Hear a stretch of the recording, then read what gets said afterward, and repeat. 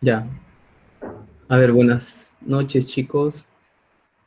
Hoy día vamos a continuar con la clase de diseño de investigación. Nosotros nos habíamos quedado o habíamos avanzado un poquito en cómo nosotros podemos diseñar nuestro trabajo de investigación, ¿no? Acuérdense que cuando uno habla de diseño, habla de la forma práctica de cómo esa pregunta de investigación que nosotros nos hacíamos, la podemos transformar en la realidad, ¿no? Vamos a buscar una forma, un método para poder conseguir responder esa pregunta de investigación. Y ese método justamente es importante porque nos va a permitir justamente que no existan errores, ¿no? Como en el que ustedes ven en las imágenes, ¿no? ¿No? Imágenes que demuestran el resultado de probablemente un mal diseño o de repente que no hubo el diseño, ¿no? No hubo esa forma de nosotros poder controlar lo que va a pasar. Entonces es importante el diseño, ya que nos va a permitir, por un lado, saber qué es lo que vamos a hacer, cómo lo vamos a hacer, ¿no? De qué forma, ¿no? Qué es lo que vamos a medir. Acuérdense que en investigación tenemos dos formas de poder responder nuestra pregunta de investigación, ¿no? Una forma mucho más subjetiva, una forma mucho más de repente, digamos, humana, ¿no? Que es la cualitativa, ¿no? Porque es más comprender una situación y explicarlo, y la otra es una forma mucho más objetiva y fría en números, ¿no? Como lo que estamos viendo, por ejemplo, con esto de la pandemia, todos los días creo, ya estamos cansados de ver números, ¿no? Cifras, de ver gráficos, de ver curvas, ¿no? Son datos, ¿no? Son números, números, números, ¿no? En este caso, esa investigación es puramente cuantitativa, o sea, puramente numérica, porque todo lo entendemos con números, ¿no? Y hasta nos asustamos con números o nos alegramos cuando vemos un número bajo, ¿no? Y nos asustamos cuando vemos un número grande. Pero acuérdense que en investigación no todos son números, ¿no? Hay cosas que hay que entenderlas de un trasfondo mucho más humano, mucho más profundo, ¿no? Y ahí donde viene a tallar la parte cualitativa, ¿no? No solemos hacer investigación cualitativa porque es un poco más compleja de entender, ¿no? Es más explicativa, ¿ya? Entonces, cuando hablamos de diseño, tenemos que hablar de la forma, como les dije, cómo vamos a responder, de qué forma vamos a responder nuestra pregunta de investigación. Entonces, nosotros tenemos muchas clasificaciones. Una de ellas es una clasificación de acuerdo a su alcance. O sea, por ejemplo, ¿no? Y vamos a seguir con el contexto del COVID-19 y tanta cosa, que estamos cansados a veces. Pero cuando uno habla de, por ejemplo, explorar algo, es cuando sale algo nuevo, ¿no? El primer caso, por ejemplo, ¿no? El primer caso, las primeras personas, dónde ocurrió, cómo ocurrió, qué características tenía, ¿no? Cuánto dura, en qué tiempo empieza a verse los síntomas, ¿no? ¿Sí? Eso es explorar algo, cuando no tenemos mucho conocimiento del tema, ¿no? Exploramos algo y porque es nuevo para nosotros. Entonces ahí empezamos nuestra investigación. Luego de esto, una vez que ya tenemos casos suficientes, empezamos a ver cómo se comporta la enfermedad, ¿no? Cómo va, de repente se presenta más en hombres, en mujeres, en niños. Ahora sabemos que ya hay un grupo etario que está mucho más dirigido a la pandemia, ¿no? Escribimos cómo, ¿no? En cuanto a sintomatología, en cuanto a frecuencia, en cuanto a epidemiología, ¿no? Empezamos a escribir.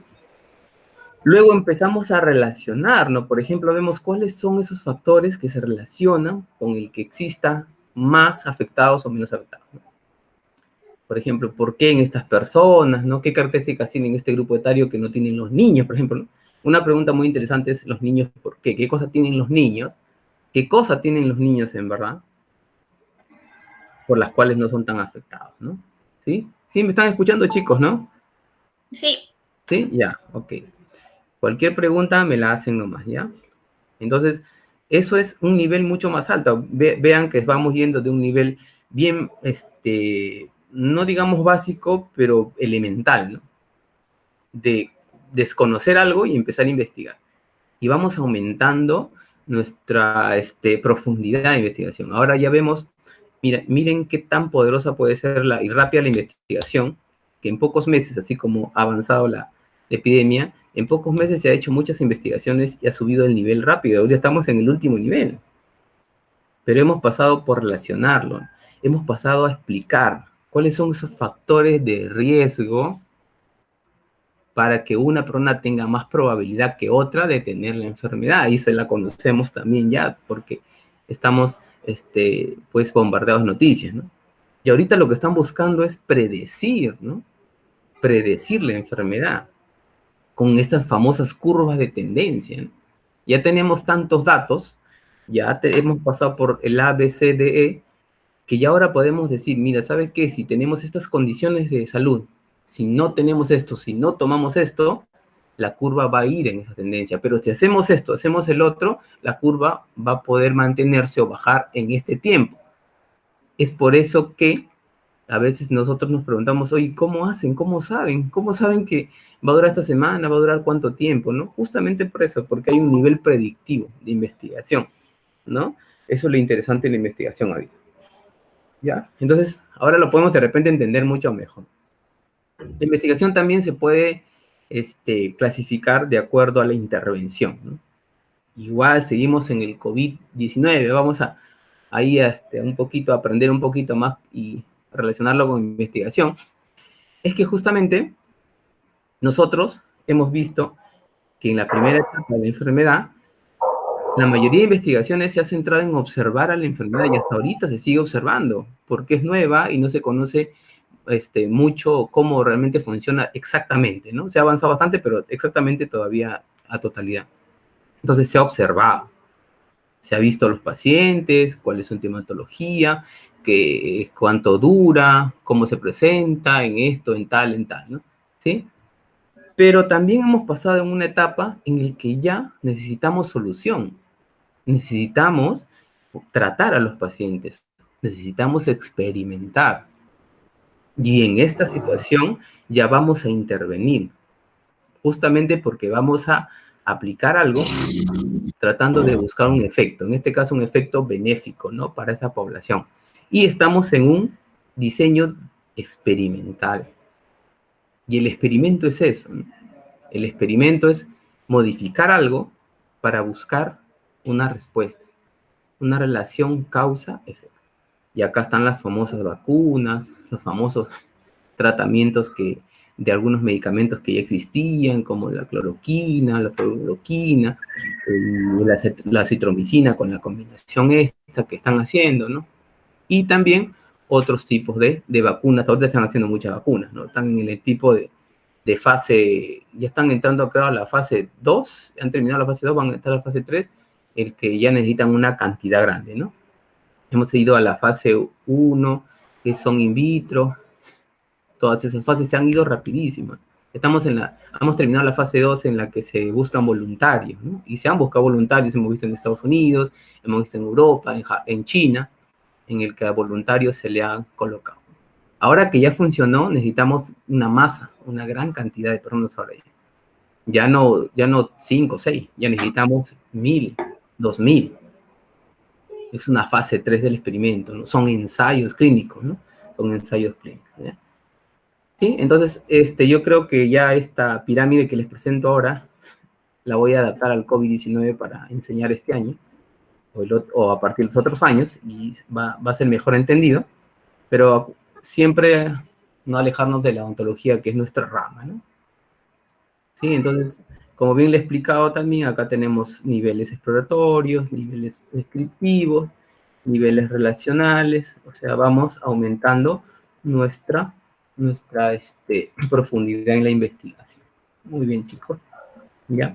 Entonces, ya les dije, según la intervención, yo puedo limitarme a observar el fenómeno y ahorita prácticamente estamos observando todavía la enfermedad y la vamos a observar por muchos años más.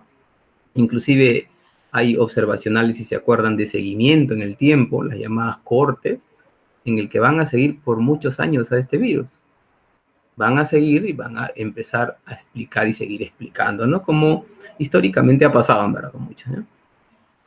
Usualmente está relacionada con la mortalidad, de enfermedades, o epidemiología, básicamente, ¿no? Evento de salud de poblaciones humanas es epidemiología, ¿ya? Entonces puede ser un descriptivo, como el saber cuántos casos hay por ejemplo, ¿no? El número de casos de diagnosticados por el total de pruebas tomadas, por ejemplo, ¿no? Una tasa, ¿no? Describe nada más cuántos nuevos casos hay, la incidencia, han visto los casos de nuevos, entonces, ahorita hay un acumulado, ¿cuántos hay ahorita? Hay como más de 18.000, creo, ¿no? Pero eso es el total, ¿no? La prevalencia en este momento. Pero la incidencia es cuántos casos hay cada día, ¿no? Ahí donde tenemos que preocuparnos, porque si eso se aumenta de repente, es más complejo, ¿no? Es más complejo que solo ver una cantidad total. El analítico, como le decía, ve, por ejemplo, cuáles son los factores de riesgo de estos pacientes para tener el COVID o para que cuando lo tengan, su sintomatología se agrave, ¿no? ¿Sí? Y eso nos va a decir eso. Y el cohorte nos va a seguir en el tiempo, qué es lo que pasa cuando, por ejemplo, han sido expuestos o no han sido expuestos las personas. ¿Sí? Yo también voy a cambiar un poquito para hacer más interesante la clase, los ejemplos con COVID, ¿no? Los experimentales, ya les dije muy claro, se busca una relación causal y tiene dos condiciones básicas para que se le llame experimento como tal. Una es la intervención o la manipulación, ¿no? Yo tengo de una manera intervenir o manipular o modificar, ¿qué cosa? La variable independiente, ¿no? Esa variable que yo quiero pues, modificar para ver si se produce algún efecto, ¿no? Y ver el resultado en otra que es llamada dependiente, ¿no? Siempre voy a ver qué pasa, ¿no? Y el otro requisito es la asignación aleatoria de grupos, ¿no? O sea, yo como tengo dos grupos a comparar, pero ¿cómo yo hago a que estos pertenezcan a este grupo A y estos pertenezcan a este grupo B? O sea, yo tengo que de una u otra manera hacer una forma aleatorizada para poder considerarme como un experimento verdadero, ¿no? Y dentro de ellos tenemos los preexperimentos, los cuasi experimentos, los experimentos verdaderos, ¿no? ¿Sí? Un preexperimento, por ejemplo, es un tipo de investigación antes y después, ¿no? Donde no tengo grupos de comparación. Supongamos, ¿no? Que yo voy a aplicar o hacer un ensayo clínico comparando tratamientos para el COVID. Pero en mis preexperimentos solo utilizo el tratamiento de una vacuna X y no tengo grupos de comparación. Entonces, sí, es interesante la investigación, pero es un preexperimento porque no tiene ese grupo de comparación. En cambio, un cuasi experimental, yo sí tengo grupo de comparación, pero lo que no es, no puedo elegirlo al azar. Es decir, ¿no? Yo tengo ya mis grupos con y sin formados. ¿Ya? No puedo decir, estos van a tener y estos sí van a tener. No. ¿Ya? Pero ya el experimento verdadero son todos aquellos. Yo tengo 100 pacientes con COVID y esos 100 aleatoriamente los sorteo y digo, estos grupos, estos 30 van para el tratamiento A, estos 30 para el tratamiento B y estos restantes para el tratamiento C. Y eso se comporta como un experimento verdadero. ¿Sí? Hasta ahí, chicos, ¿tienen alguna pregunta, alguna duda, alguna aclaración con respecto a su tema?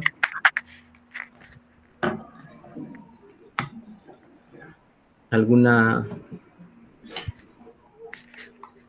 ¿Hay alguien desconocido ahí que quiere entrar? ¿Alguna pregunta?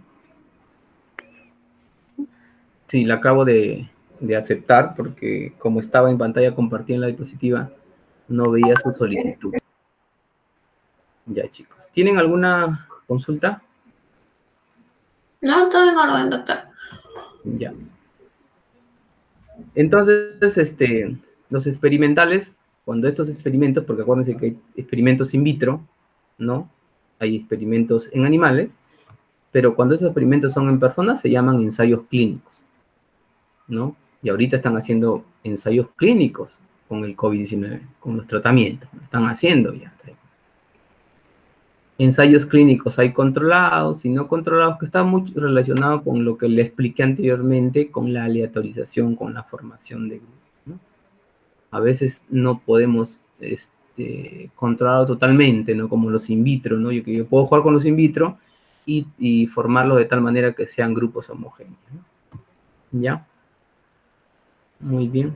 Sobre los ejemplos creo que ya esos son más orientados a odontología, ¿sí? No se olviden que cuando hablamos de metodología, hablamos de una serie de elementos, ¿no? Uno de ellos es el tipo de estudio que acabo de mencionar, otro es la población, otros son los criterios que yo voy a utilizar para escoger esa muestra, luego la forma como voy a recolectar mi información, cómo voy a recolectar mis datos, cómo voy a saber cuántos afectados hay, ¿no? Cuántos contagiados hay, qué técnica voy a utilizar y qué instrumento, ¿no? Bueno, voy a hacer una ficha de colección de datos, ¿no? Voy a recoger datos de datos secundarios, del MINSA, de cada uno de los centros donde se atienden estas personas, ¿no? El procedimiento, ¿no? Los pasos, todos los pasos desde el inicio de la ejecución de la investigación. Y el plan de análisis que está relacionado con la parte estadística, que es qué voy a hacer con todo este conjunto de datos que yo he obtenido de mi trabajo de investigación, de mi experimento o de mi recolección de información. ¿Qué hago yo? ¿No? ¿Cómo lo voy a presentar? ¿Cómo lo voy a analizar? Para responder a mi pregunta, ¿no? Relacionada con los resultados, acuérdense. ¿Ya? Es una estrategia para responder mi pregunta de investigación. Y si hay hipótesis, poder corroborarla, ¿no? Poder contrastarla. ¿Ya? Algo rápido porque ya habíamos visto esto. Yo les sugiero este esquema para que en la tesis que ustedes, en el proyecto que ustedes estén analizando, tenga un poquito más ordenado su proyecto, ¿no? El tipo de estudio, ¿no? Y por cada uno, y también les sugeriría que le den una breve definición, citándolo, porque acuérdense que hay mucha literatura que y cada una hace una diferente clasificación, ¿no? Por eso mejor colocarlo y colocar la fuente, ¿no? De dónde ha sido esa clasificación, ¿sí? Y está todo ¿ya? En esta diapositiva también van a poder ustedes revisar, que habíamos hablado también, algunos ejemplos para poder profundizar. Por ejemplo, cuando yo hablo de un dato retrospectivo, un dato prospectivo, ¿no? Ya sabemos que cuando hablamos de un tiempo de ocurrencia, si yo voy a medir algo que ya ocurrió, por ejemplo, cuántos afectados hay, por ejemplo, en la China, en Japón, en otros países, ¿no? Eso ya está dado el tiempo, ya se ha dado el fenómeno. Por lo tanto, yo voy a hacer un análisis retrospectivo de lo que ya se dio, no ver que su distribución por sexo, por edad, por regiones, etc. Todos esos eventos ya se dieron. Yo voy a presentarlos ahora como investigación, pero ya se dieron, ¿no? Por lo tanto, es un estudio desde ese punto de vista retrospectivo y es típico de las prevalencias, ¿no? Pero cuando yo recién voy a recoger esa información, por ejemplo, de aquí, desde hoy hasta unos 6 meses, ¿cuántos nuevos casos va a haber? Si yo empiezo ahora, todo lo que venga para hasta los 6 meses es algo prospectivo, a futuro, ¿no? Yo voy a decir cuántos hay. Y también cuando yo voy a hacer un experimento, ¿no? Cuando yo hago un experimento, el experimento recién lo voy a hacer una vez que tengo el proyecto, no lo voy a hacer antes. Los datos yo lo voy a recolectar como respuesta al experimento que yo voy a hacer, ¿no? Por lo tanto, son datos prospectivos, ¿ya? Cualquier pregunta solamente me la hacen llegar, ¿ya? Me la dicen. La recolección de datos es una clasificación alternativa que yo les daba a ustedes porque había mucha confusión en decir es prospectivo, retrospectivo, pero si yo voy a recoger mis datos, pero si los datos ya... Aquí soluciona el problema. ¿Por qué? Porque si yo estoy utilizando datos secundarios, ojo, datos, por ejemplo, de del INDECI, datos del INEI, ¿no? Datos de otra índole que ya están y solamente los voy a analizar. Por ejemplo, yo voy al MINSA ahorita y tengo un montón de datos, ¿no? Tengo el INEI, tengo un montón de datos, por ejemplo, de la última encuesta el censo que se realizó, etcétera, etcétera. Todos esos datos ya están dados. Por lo tanto, esa información ha sido realizada por otras personas, ¿no? Y eso se llama retrolectiva. El problema de este tipo de datos es que no estamos seguros que sean datos adecuados, ¿no? Correctos, porque nosotros no lo hemos realizado, ¿no? Lo ideal sería usar datos primarios que lo haya recogido a propósito de la investigación. Ya este se llama un estudio de diseño de recolección de datos proelectivo, ¿no? Porque hay un mayor control del error, ¿no? El sesgo, ¿sí? El sesgo, ¿no? Pero hay casos en el que se hacen estudios retrospectivos, en verdad, sí, hay bastante. Ahora, por ejemplo, sí, en Cayetano, por lo menos en la especialidad de estadística, hacemos mucho, o hacen, trabajo con base de datos secundarias, ¿no? No me gusta mucho particularmente porque tienen muchos errores y acuérdense que, no sabes en verdad la metodología, si ha sido cumplida a cabalidad, pero hay, ¿no? Y esos son estudios retrospectivos, ¿ya? Con respecto al número de ocasiones que se mide, yo hago un corte en el tiempo, yo digo, ¿cuántos hay hasta ahora? Pero yo hago un seguimiento, ¿no? Yo hago un experimento y solamente lo digo, ya, en este momento lo voy a medir. O voy a hacer mediciones por días. Dependiendo de lo que yo voy a hacer, voy a clasificar en transversal y longitudinal, donde en transversal solo realiza la medición una sola vez, en ese momento. No importa cuánto se demore, se puede demorar 1, 2, 3, 4, 5 años inclusive, pero solo ha medido el fenómeno una sola vez. En cambio, si yo mido, por ejemplo, supongamos un trabajo, sigamos con el COVID, ¿no? Cómo evoluciona la fiebre en las personas, ¿no? Le mido la temperatura, ¿no? Inclusive hasta por horas lo puedo hacer, ¿no? O algunos, mediciones basales, ¿no? Que son características, o número de anticuerpos, por ejemplo, ¿no? Cantidad de anticuerpos, ahí está. Estamos viendo eso, carga viral, ¿no? Que es una variable bastante cuantitativa que está relacionada con eso, pero la mido varias veces. Son estudios longitudinales que van a medir varias veces porque lo propósito es hacer las comparaciones, ver la evolución, hacer un seguimiento, ¿sí? ¿Listo? Esto ya, bueno, son variables en ontología.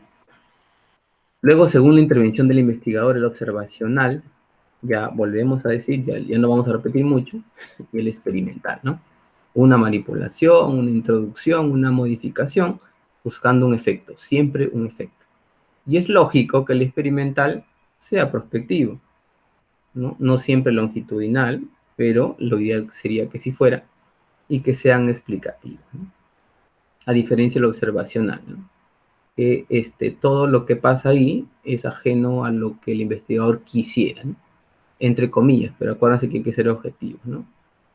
No hay que ver lo que nosotros queremos ver, sino lo que la realidad nos presenta, sería algo como lo que les acabo de decir. La realidad nos presenta esto, hay que verlo tal y como está, ¿no? Según el análisis y alcance de resultados, este puede ser descriptivo analítico. Acá sí hay que hacer un hincapié porque descriptivo no es igual a analítico. El descriptivo básicamente es ver cómo está, por ejemplo, ahorita todo, ¿no? Como distribución por sexo, por edad, todo lo que les acabo de mencionar del COVID-19, todito, ¿ya? Pero no analiza más, ¿no? Todo lo que vemos en el MINSA, por ejemplo, todos los días, si nos vamos a la página del MINSA, a la sala situacional del MINSA, nos vamos, todos los días va a haber una parte descriptiva, todos los días, pero no va a haber nada analítico. ¿Por qué? Porque la idea de esto es solamente ver la evolución, más no ver factores de riesgo, ¿no? O sea, no es que no lo hagan, pero no lo presentan como información al público porque no lo va a entender, ¿no? Porque tendría que explicar un poco más. Pero el analítico ya va a no modificar, no intervenir, pero lo que va a ver es factores de riesgo, factores que se relacionan, tratar de buscar una relación, tratar de ver, mira, si este paciente tiene estas características como neumonía, diabetes, obesidad, tiene una probabilidad mayor de que la enfermedad se agrave, a diferencia de eso es analizar. Y si vemos, no está manipulando ni experimentando, ¿no? Sigue siendo observacional, pero no es un descriptivo. no es un descriptivo, ¿no? Y es por eso que un descriptivo no es un observacional. Un observacional podría ser analítico, ¿no? Podría profundizar más en la investigación. ¿Sí? Hasta ahí alguna consulta, chicos, antes que me quede sin aire y sin voz. O ya se durmieron. Todo bien, doctor. A ver, vamos a hacer una pregunta ahí para que se levante. A Todo ver, bien, doctor. Rocío, a ver. Rocío, ¿cuál es la diferencia así, pero así hay?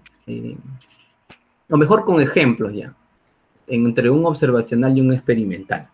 Con un ejemplo así simple, ¿cómo diferenciarías ambos? Un observacional es cuando la persona no interviene y un experimental es cuando el sujeto interviene en el proceso, en el experimento. Uh-huh. Por ejemplo, un ejemplito, a ver. Bueno, en un observacional puede ser cuando hacemos el nivel de conocimiento, un estudio Ya. de nivel de conocimiento, y un experimental tal vez cuando hacemos una investigación in vitro. Uh-huh. ¿Tu trabajo qué tipo de diseño tiene? Proyecto. Experimental. Ya, muy bien. Sí, sí. Laura, a ver, prende tu micrófono. Laura, tu trabajo, tu proyecto de investigación, ¿qué diseño tiene y por qué? Es descriptivo porque, o sea, el dato ya está ahí, Ya. simplemente yo voy a demostrar que el dato existe. Uh-huh. Ya, muy bien. Em, Claudia, ¿puede hablar, Claudia? Sí, doctor. Claudia, ¿por qué crees que el diseño es importante? ¿Por qué crees que escribir en el proyecto un diseño, cómo lo voy a hacer antes, es importante? Bueno, va a ser importante porque nos va a ayudar a planificar, pues, ¿no? Bien nuestro proyecto. Entonces, Uh-huh. sabiendo esto, ya vamos a tener visto qué datos vamos a usar y hacia dónde estamos enfocados. Perfecto, perfecto. Muy bien. En verdad pensaba que se habían dormido, ¿eh? Está bien, me alegra mucho. Entonces vamos a continuar la última parte, ya para empezar a las rondas de preguntas de su proyecto, ¿ya?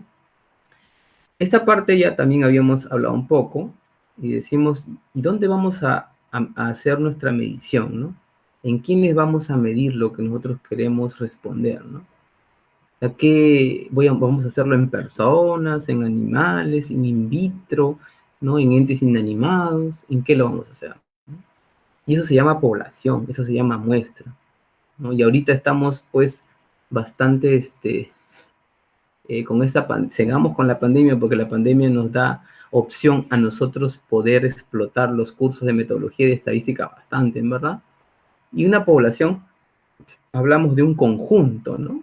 En este caso específico de personas, no siempre son personas, ojo, pero en este caso sí, que tienen ciertas características, ¿no? Ciertas características. En este caso podríamos hablar de una población mundial, porque estamos afectados todos, pero podríamos hacer poblaciones de repente por continentes o por países. Entonces, ese conjunto de elementos que pueden ser personas o no, o animales o entes, que tienen la característica que queremos investigar, ¿no? Si nosotros queremos investigar factores de riesgo en madres embarazadas o de gestantes para el COVID-19, nuestra población va a ser esas madres embarazadas, porque ahí lo vamos a medir. Si nosotros queremos ver, por ejemplo, cómo una vacuna modifica o crea anticuerpos en monos, entonces mi población van a ser animales, van a ser los monos, porque ahí vamos a hacer las primeras pruebas de nuestra vacuna, ¿no? Y ahí vamos a medirlo y ahí vamos a recoger la información que necesitamos, ¿sí? Y si nosotros queremos hacer, por ejemplo, contaminación en superficies por el COVID-19, sigamos con el COVID-19 hasta que nos cansemos, en verdad, vamos a utilizar, por ejemplo, en odontología, ¿no? Nosotros como odontólogos somos las profesiones, digamos, que más expuestas vamos a estar al virus, lamentablemente, ¿no? Un punto aparte, pero eso es la realidad. Entonces tenemos que hacer trabajos in vitro para ver la contaminación de la superficie, ¿no? De todo lo que tocamos. Nosotros tocamos un montón de cosas, materiales, instrumentos, maquinaria, paciente, boca, todo. Entonces ahí tenemos que hacer un estudio para poder evaluar la contaminación, ¿no? ¿Qué tanto se adhiere en la superficie? Y esos son entes inanimados y también es un universo, una población que vamos a estudiar, ¿ya? Sin embargo, no siempre podemos estudiar a toda la población. ¿Por qué? Porque es muy caro, muy costoso, porque a veces no tenemos, digamos, acceso a toda la población. Tenemos una serie de dificultades. En este caso, la estadística nos ayuda y podemos evaluar una parte de esa población, pero no cualquier parte. En una parte que en la mayoría de lo posible, no siempre se puede tampoco, esa muestra sea adecuada, ¿no? Tenga un tamaño suficiente, ¿no? Y que también se parezca mucho a la población de donde la saco, ¿no? Una población.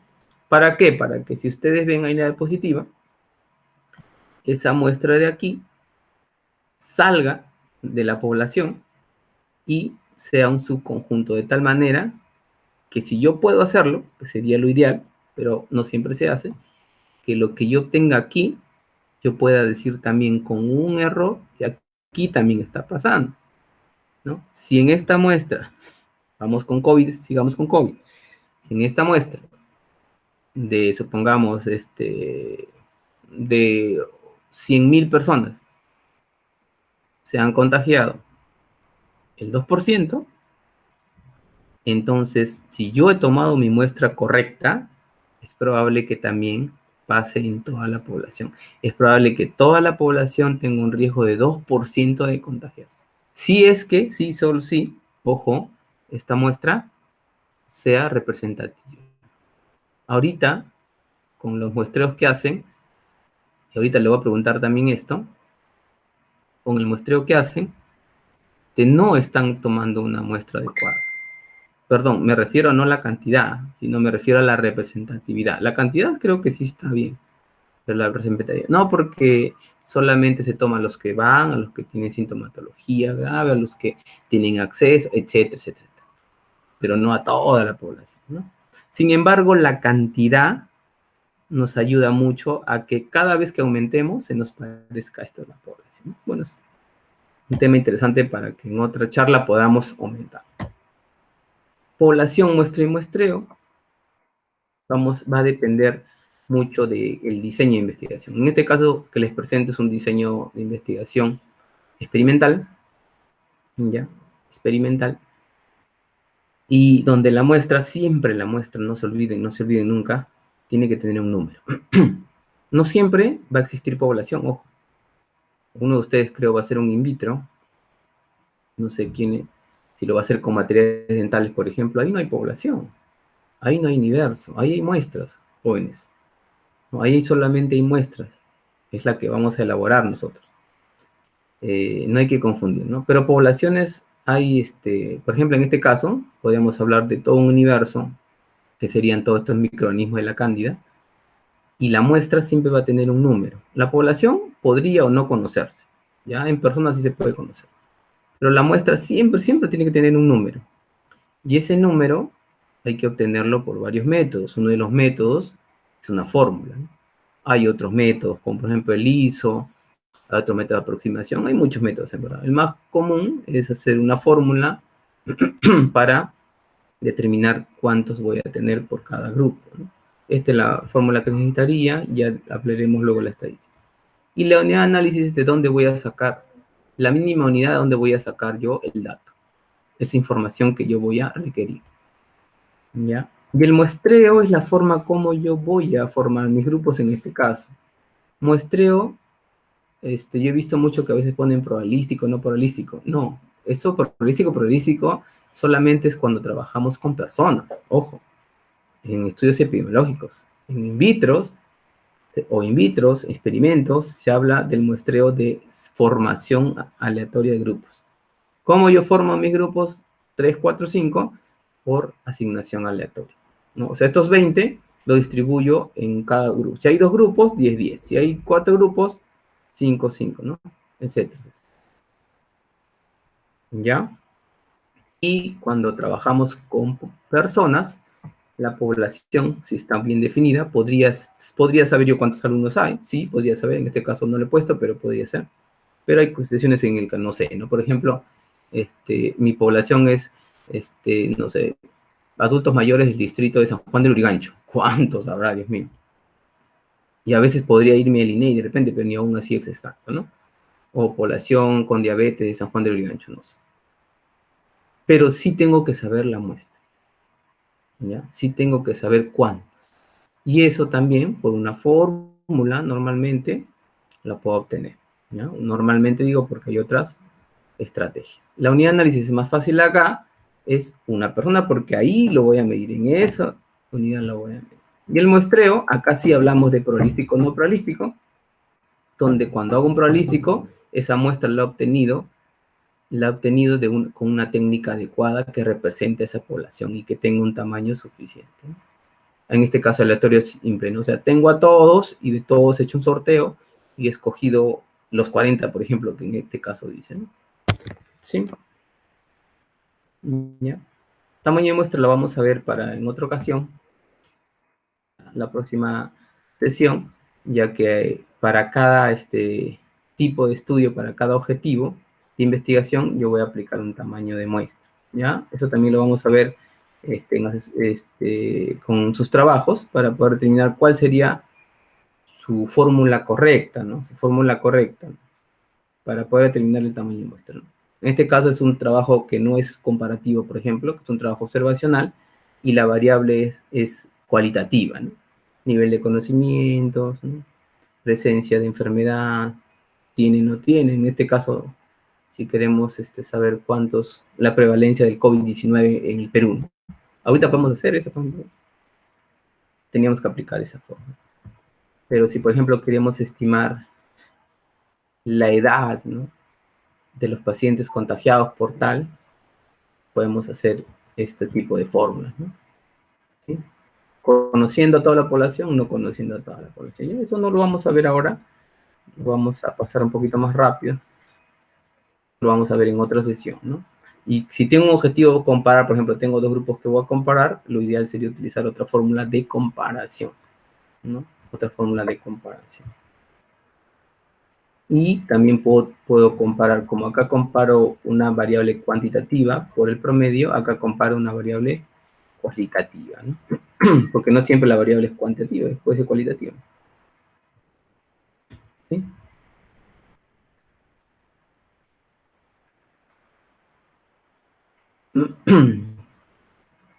Acá es importante también tener en cuenta que qué características tiene que tener esa muestra para poder ser parte de mi estudio. ¿Cómo yo voy a definir, no? Esas características tienen que estar bien definidas, porque de una u otra manera yo tengo que tratar de buscar grupos homogéneos, ¿no? Grupos que no tengan tanta variación, ¿no? Para que nos puedan ayudar a poder, digamos en este caso, homogeneizarlo para que mis datos sean reales, ¿no? ¿Sí? Y no existan otros factores que podrían modificar eso, ¿no? ¿Ya? La idea es controlar o anular algunas variables que van a confundir, que van a intervenir para que el investigador podría decir, no estudio esto, quito a estos pacientes, quito estas características, porque me van a traer otros, van a influir mucho en mi resultado, ¿no? ¿Ya? Por ejemplo, ¿no? Si yo quiero evaluar perfil endofacial en pacientes con oclusión normal o en estudiantes, ya me está diciendo oclusión normal. Y nosotros nos acordamos qué características tiene la oclusión normal y empiezo a describirlo. Pero no voy a poner sin relación molar, no. Dice, ¿qué características tienes que tener para yo incluirlos? ¿Y qué características tienes que tener para que no sean incluidos? No voy a poner sin normoclusión, no voy a poner sin clase esquelética, no. ¿Qué cosas tiene el paciente que hace que no sea parte de ese estudio? Por ejemplo, no tenga las primeras molares, tenga un tratamiento ortodóntico previo, tenga una maloclusión 2 o 3, que tenga una simetría, que tenga enfermedad sistémica relacionada al sistema, etcétera, ¿sí? O sea, no es la exclusión, no es negar la inclusión. Ese es un error que siempre se comete. Por eso que algunos estudios ahora lo que hacen es no hacer esa división, sino es a colocar criterios de selección, ¿no? ¿Cuáles son mis criterios para yo seleccionar eso? Y por defecto, si no está ahí, todo eso se excluye, ¿no? Se excluye. ¿Sí? ¿Ya? Ya había mencionado, método de muestreo no prolífico, no prolífico. Esto lo vamos a ver cuando hablemos de la parte ya de estadística pura. ¿Ya? Esto sí es importante, jóvenes. ¿Qué técnica, qué instrumento voy a utilizar yo para recolectar mis datos? ¿No? Por ejemplo, si mi estudio es observación, yo quiero ver cuántas personas hay, yo quiero ver qué sintomatologías presentan, yo quiero ver la cantidad, por ejemplo, o quiero ver valores.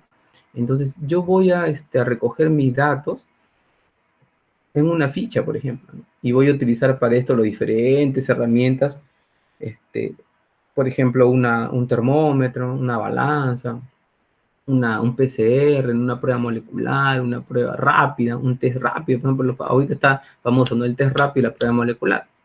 Son técnicas de recolección de información, porque ellos me van a dar un resultado, me van a arrojar al final un dato. Y un dato es cualitativo, dice sí o no, o de repente te ve la carga viral, la cantidad de carga viral. El PCR, bueno, también te dice sí o no, ¿no? Te confirmo, ¿no? En este caso, dependiendo de mi técnica, yo puedo tener una técnica de observación, donde los datos que yo voy a tener, voy a hacer eso.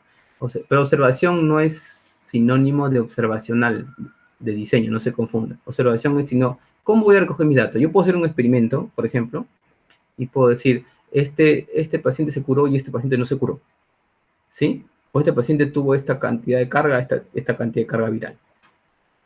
Entonces, estoy observando y es un experimental, pero es que estamos hablando de técnica de recolección de datos, no estamos hablando de diseño. Es diferente. Yo voy a observar porque me va a mostrar el análisis de los resultados. Y en una ficha, que va a ser mi instrumento, en una ficha lo voy a colocar ese dato para luego analizarlo, ¿no? Pero si, por ejemplo, yo quiero evaluar a esos pacientes y hacerles ciertas preguntas, ¿no? Hábitos de higiene, por ejemplo, ¿no? Yo haría un estudio observacional en pacientes que han tenido COVID y preguntarles sobre sus hábitos de higiene personal antes y después, ¿no? De la enfermedad. Sería interesante hacer eso, por ejemplo. Entonces, que no lo voy a observar, ¿no? Tengo que preguntarle, tengo que hacerle un cuestionario, una encuesta, ¿no? Una entrevista, ¿no? Puedo hacer una entrevista donde las preguntas son más abiertas, ¿no? Preguntarle, ¿y cómo era antes su higiene? Ya ahí me empieza a contar, antes yo no me lavaba, antes yo venía de frente al trabajo, me sentaba con hambre, no me bañaba, ni me cambiaba el zapato, etc. Pero si yo hago una lista, yo ya formulo preguntas estructuradas en un documento, eso es un cuestionario, ¿no? El cuestionario ya es más dirigido, las preguntas ya están hechas. La entrevista no es más abierta, como la que hacen los noticieros, ¿no? Entonces, ¿cómo yo puedo seleccionar? Por ejemplo, en observación, puedo llenarlo en formularios, en hojas de control, en historias clínicas. Normalmente los datos observados van en esos instrumentos, ¿no? Una entrevista puede ser un cuestionario, yo tengo las preguntas hechas, pero las respuestas no las tengo. Solo tengo mis preguntas abiertas, ¿no? En cambio, un cuestionario, las preguntas psicológicas que tienen una respuesta ahí, escalas de opinión, que ya está bien estructurada, ¿no? ¿Sí? Entonces, dependiendo de mi estudio, yo voy a poder utilizar cualquiera de esas tres técnicas y tengo que elegir cuál es el instrumento adecuado. La herramienta es otra cosa, la herramienta ya es justamente el instrumento. Por ejemplo, el instrumento de PCR, ¿no? De la prueba rápida o del termómetro, ¿no? Esas son ya herramientas, ¿no? A veces se usan, a veces no. No siempre están, ¿sí? ¿Qué requisitos tiene que tener mi instrumento? Ahí es muy importante. Ahí muy importante porque acuérdense, mi instrumento me va a servir para medir algo. O sea, me va a recoger mi dato que yo necesito. Y si ese instrumento está mal recogido, por ejemplo, sigamos con el COVID, si esas test de pruebas rápidas no son confiables, no tienen buena sensibilidad, no son muy específicas, todos los datos que yo tenga van a ser errados. No estoy acá ahorita discutiendo esto, en verdad, es interesante discutirlo en algún momento. Hay muchas cosas por atrás, pero supongamos, ¿no? La prueba rápida tiene que a mí decirme realmente que mide lo que yo quiero, ¿no? Realmente mide eso. Si yo aplico la prueba rápida una vez y la vuelvo a aplicar otra vez, ¿es confiable? Y ahí donde vienen tres requisitos fundamentales, que son la validez, la confiabilidad y la objetividad. La validez se refiere a que, otra vez con el COVID, esa prueba que yo estoy utilizando realmente me va a medir si yo tengo o no tengo COVID. ¿Qué me está midiendo? La PCR, la molecular, ¿me está midiendo qué? Entonces yo tengo que asegurarme que esa prueba esté diseñada y hecha para medir eso. Normalmente esas pruebas es bien difícil de comprobar si están hechas para eso porque la verdad ya están diseñadas y te dicen aplícale punto. Pero en el caso del cuestionario, yo quiero aplicar un cuestionario, yo podría hacer una validación de un cuestionario. Incluso esas, las pruebas rápidas, todo esto, pasan por un proceso de validación, ¿no? Con estudios de especificidad y sensibilidad. Bueno, son estudios ya que un poco más profundos. No es motivo de la charla, pero están diseñados para eso, ¿ya? Entonces, hay que comprobar si es válido o no ese estudio. ¿Cómo? Bueno, en estos casos de pruebas, lo único que podemos hacer ahorita es ir a la ficha técnica, ¿no? Al estudio que se hizo, ¿no? Para probar si realmente demuestra y qué tan porcentaje de falsos positivos y negativos tiene, ¿no? Está relacionado con eso. Y en cuestionarios hay que evaluar la validación del cuestionario. ¿Quién ha creado el cuestionario? ¿Qué método ha utilizado para crear el cuestionario? ¿Cuáles han sido sus valores de validación? ¿Han sido altos o no han sido altos? O nosotros también podemos hacer una validación, pero es un poco más complejo. Y luego viene acá confiabilidad, confianza. ¿Es confiable? Su nombre dice, ¿no?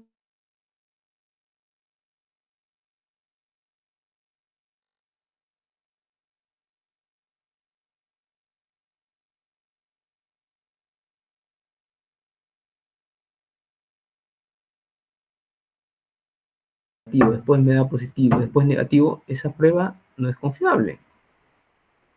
Esa prueba no es confiable y nosotros necesitamos tener instrumentos confiables. 100% imposible, no existe un instrumento de 100%, pero muy cercano al 100%, ¿no? 80, 90, ¿no? Necesitamos eso. Y hay formas y hay técnicas de poder nosotros esto sí corroborarlo, ¿no? Nosotros sí en los trabajos que ustedes hagan van a poder corroborar la confiabilidad. Hay muchas técnicas que la vamos a hablar en ese momento, ¿sí? Estas dos primeras son requisitos fundamentales. La tercera, que es la objetividad, eso sí ya es un poco de repente difícil de controlar, pero está muy relacionado con la ética de la investigación. ¿Qué quiere decir, no? Que si a mí me sale un valor, yo tengo que respetar ese valor, ¿no? Si a mí me sale, supongamos, 250, yo digo, pero 250 no quiero, es mucho, porque si no, no me va a ayudar. No, le voy a poner 200, ahí estamos ya cometiendo un error, estamos manipulando, ¿no? Lo que tendríamos que hacer más bien es repetir de repente el procedimiento, volver a medir, probable que haya habido un error por ahí de medición, de digitación inclusive, ¿no? Pero ya si cambiamos deliberadamente esto, estamos cometiendo aquí una falta porque estamos yendo en contra de la objetividad, ¿no? De lo que realmente se presenta, ¿no? Bueno, es muy difícil de medir en verdad, de repente a veces nunca nos enteramos, pero eso ya es criterio de la investigación. ¿Sí? Entonces, confiabilidad, para ya terminar esta parte, por ejemplo, es ver si este instrumento que estamos viendo acá, que es un pie de rey, cuando yo hago varias mediciones a las mismas personas, a los 9 casos, me van a dar similares. Si yo veo esto acá, a ver, les voy a preguntar si siguen vivos. Chicos, ¿están por ahí? Chicos, a ver. Sí, doctor. Ya. A ver, ¿quién me responde? A ver, ¿qué opinan de la confiabilidad de esas 3 mediciones? ¿Son confiables o no? A ver, que me responda. Le pongo 20, no sé dónde, pero... A ver, para terminar. ¿Son confiables o no? Miren esas mediciones. La primera, 45, 40, 55, 65. Son las mismas personas, ojo. ¿Ah? ¿Qué opinan de esa medición? ¿Confiarían en ese instrumento, en esa medición, en ese investigador? Yo creo que no, No, ¿por qué? porque los números varían demasiado. Ujú, ujú. ¿Qué es lo que haría, a ver, Laura? ¿Qué harías tú para mejorar esa confiabilidad de ese instrumento? Laura está comiendo, ya creo. Bueno, quizá fijar bien dónde es que está midiendo, ¿no? Porque quizá lo está tomando de distintos ángulos y por eso es que se da su variación. Muy bien, claro, claro. Los parámetros de medición, establecer parámetros de medición. Es probable que sea eso, ¿no? Y es importante calibrarlos, es importante medirlo antes, porque acuérdense que va a ser nuestro resultado, ¿no? Y si medimos esto, imagínate, no sabemos qué cosa hemos investigado. Y eso que has dicho es muy interesante. Gracias, Rocío, muy bien, Laura, muy bien. Vamos allá a terminar, entonces no estaría confiable, ¿no? No sería confiable para nada. Y la validez, ya validez es un tema bien grande también. Hay validez de contenido, de constructo, de criterio, pero solamente vamos a ver validez de contenido, que es tan simple como esto, ¿no? Si yo quiero evaluar, por ejemplo, conocimiento de salud oral, a ver, Mónica me va a decir, ¿dónde está Mónica? Ya se fue. Acá hay alguien que está desconocido, es Mónica, ¿no? A ver que me responda, ¿cuál de estos 4 temas cree que no debería estar dentro de conocimiento de salud oral? O cualquiera de ustedes, a ver. De la validez, acuérdense que lo que mide es si realmente el cuestionario, el instrumento mide lo que quiero medir. A ver, Mónica, no creo que está. Ya, cualquiera de ustedes, a ver, Rocío. ¿Cuál de ellos no debería estar? Chicas, ¿no están? Para terminar. Eh, bueno, yo creo que técnicas radiológicas extraorales. ¿Por qué? Eh, bueno, creo que me guié por el nombre extraorales, o sea, fuera de... Ya. Claro, o sea, ha sido una buena estrategia. Muy bien, está bien, esa es la respuesta. Ha sido una buena estrategia la que has utilizado. Pero acuérdense, estamos viendo conocimiento de salud oral. Salud oral. Conocimiento de salud oral. Técnicas radiológicas orales es otra cosa.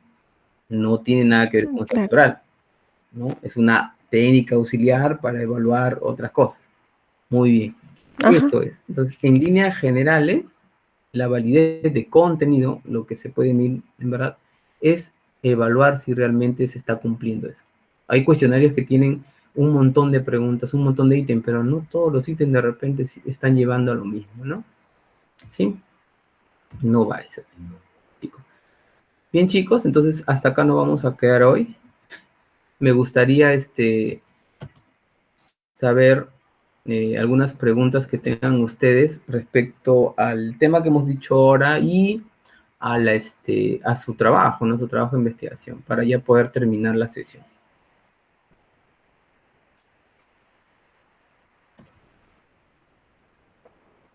A ver, ¿alguna pregunta, algún comentario sobre su tema de investigación? Chicos, respondan o pregunten, aprovechen antes de irnos ya. Ya esta es nuestra última. Doctor, usted comentó que la validez, el concepto es que la validez valida tu instrumento, ¿o me equivoco? Cuando hablamos de validación, es el proceso de nosotros poder certificar que mi instrumento es adecuado, es correcto, ¿no? Que me va a ayudar a responder mi pregunta de investigación. Pero la validación implica un proceso de validez y un proceso de confiabilidad. El proceso de validez es demostrar si mi instrumento mide lo que realmente, para lo que realmente está hecho. En cuestionario, por ejemplo, en un cuestionario, ese cuestionario tiene que demostrarse que ha sido diseñado. ¿Y cómo yo sé eso, no?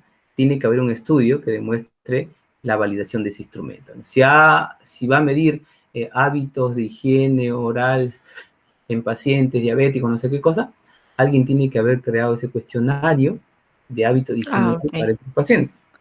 Ajá. Entiendo. Y la confiabilidad está relacionada en que si yo mido una vez, por ejemplo, higiene oral a ese paciente diabético y mido 2, 3 veces al mismo momento, la misma persona, tendría que darme similar. No podría darme muy grande diferente, ¿no? Eso es lo que hay que demostrar. Ahora, no siempre se puede, por ejemplo, la validez en un experimento no siempre se puede demostrar. ¿Qué se hace normalmente? Se utiliza ISOs, normas técnicas, se utiliza fichas técnicas del instrumento. Eso a mí me asegura que el instrumento que yo tengo es válido, ¿no? Y también puede ser confiable, ¿sí? Ok, doctor, ya entendí. Gracias. Ya, muy bien. Entonces, si no hay otra preguntita, entonces agradezco mucho, en verdad, su participación. Y ya vamos a poder hacer otra reunión. Y me gustaría mucho sus sugerencias, sus comentarios, y que también me compartan su proyecto, su última modificación, para poder yo ayudar. Chicos, entonces nos despedimos. Laura. Doctor, ¿seguimos mandándole el trabajo por el Google Drive? Sí, lo comparten nomás ahí donde ya lo están haciendo, con las modificaciones y sus consultas también respectivas. Ya vamos a estar coordinando ya otra sesión de repente. Me gustaría hacer la última sesión ya con sus trabajos, con sus proyectos que se acuerdan quedó pendientes y ustedes lo puedan exponer. ¿Ya? Ya. Chicos, entonces Ok, doctor.